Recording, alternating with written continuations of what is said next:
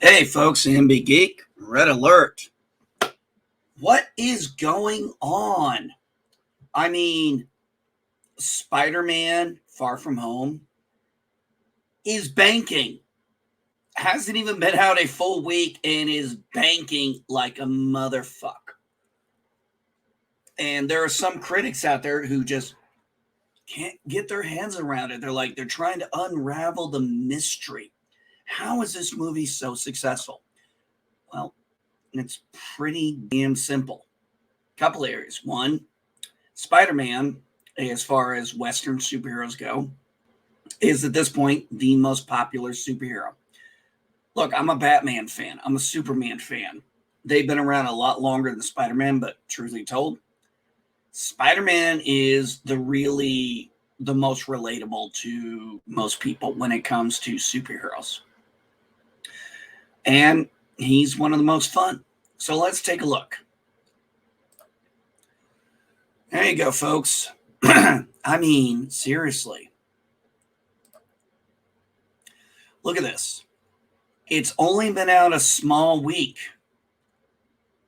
Not even a full week. And it is number 6 for the year of 2021. We are only a few weeks from the new year. And this movie jumped all over. Look at where they are. They leapfrogged everything up to that point in the first weekend. And this is up as of yesterday. I believe as of yesterday. Well, this is what I pulled up on Box Office Mojo as of this morning. So the movie's already made $600 million. And it's Tuesday.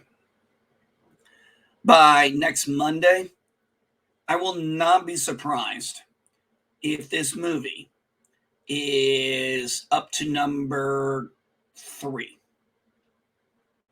Least up to number 3. I firmly believe at this point, by this next weekend, people go out. I understand people are going to say, well, The Matrix is coming out. And I hate to tell you folks, but there are people out there comparing in the critics department and trying to do this is a good thing as they're comparing it to The Last Jedi. Not a good idea if you want to get people out there. In fact, I would have been like, if I was the Wakazashi today, I'd be like, no, I've done nothing like The Last Jedi. Don't compare me to that fucking piece of shit. I truly believe Spider-Man No Way Home is going to jump to number 3. Possibly number 2 next week. Possibly. But I'm going to go on a safe bet, in my belief, that it will be number 3 on the worldwide chart by next week. Possibly number 2. Will it hit $1 billion before the end of the year? Maybe, but I think it has got the legs to be the only movie that came out this year that made over $1 billion. Closest one in America we had was F9, The Fast and Furious. No Time to Die, that is James Bond. I don't like Daniel Craig as James Bond, never have. So I haven't seen hardly any of these movies and kind of don't care. I have my old James Bond to work with. But why did this movie work? Based on the fact that Eternals and Black Widow and Shang-Chi, you look, here's Eternals. Here's Shang-Chi. Unfortunately, Black Widow somewhere lower at the bottom. I think it was 12th, 13th. I don't remember. So why Spider-Man? Maybe because we saw the trailer, we liked it, we saw there was going to be nostalgia, and yes, there was a huge selling point that if we were going to get all these villains in, that we were going to get Tobey Maguire and Andrew Garfield. And why was that so successful? Because they didn't treat those two like shit. They slipped right back into their characters, and it was amazing. It was fun. No agenda. I mean, even MJ kind of seems to have lightened up on on her aspects of things. Maybe because she's been around, Tom Holland's Spider-Man, that she's, maybe coming out of her shell, maybe being a little more acceptive of things and not so close-minded. It's a possibility. I think really the thing is this movie did not show an agenda. It did exactly what we're asking. Give us a good movie. Give us a good actors, directors, story. Just give us something good and we'll go see it. It's like, if you build it, they will come. Look, you just got to give people what they want, not what you think you want. Look, you want to make your independent movies in Hollywood. You want to make your agenda-driven movies. Fine. Do them on those low budgets. Make them.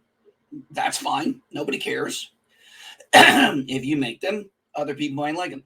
But you can't take a big budget movie, what we call a tentpole movie, and sit here and try to make it agenda-driven or how you think the fans should see the character, not how the fans see the characters or the story. Because it's movies like this that are going to cover the losses of all those freaking movies you have. I mean, look at Shang-Chi and Eternals and Black Widow. Did they even make their money back? Did they even break even? Pun intended. Those three movies are going to probably be somewhat paid off by the fact that SpiderMan is going to be the movie that is going to succeed them all. And I mean, why is that? Why is Spider-Man? Well, let's take a look also at another factor. This is why I say Spider-Man's right. Look back in 2002. Worldwide. We're talking 2002.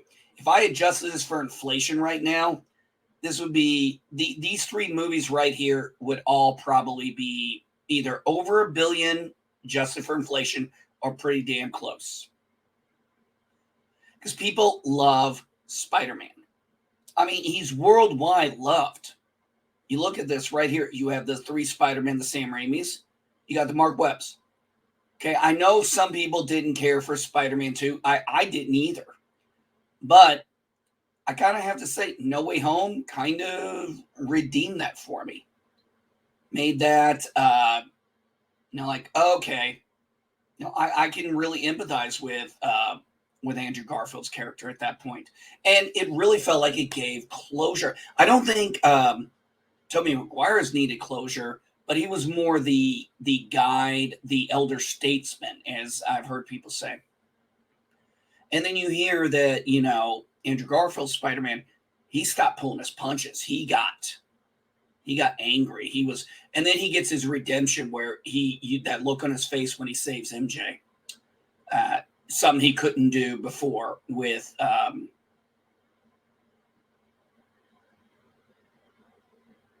why am I forgetting her name now? Anyway, you know who I'm talking about. Gwen Stacy. I can't believe I drew a blank on that. But if you look at the numbers here, I mean, these are all pretty consistent. This is a very popular character. Will No Way Home make more money than Far From Home? I would not be surprised. We will see. But one of the things is, people want to say they can't get the mystery of why these things are popular. Well, it's pretty damn simple.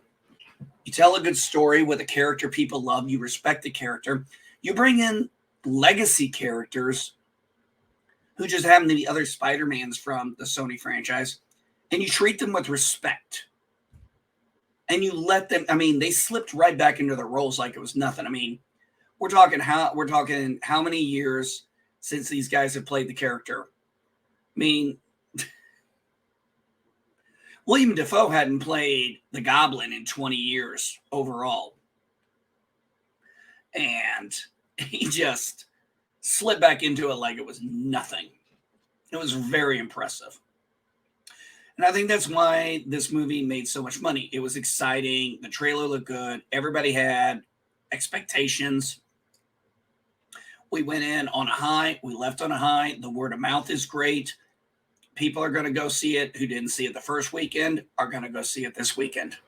All right, folks, that's it. Just kind of wanted to point that out.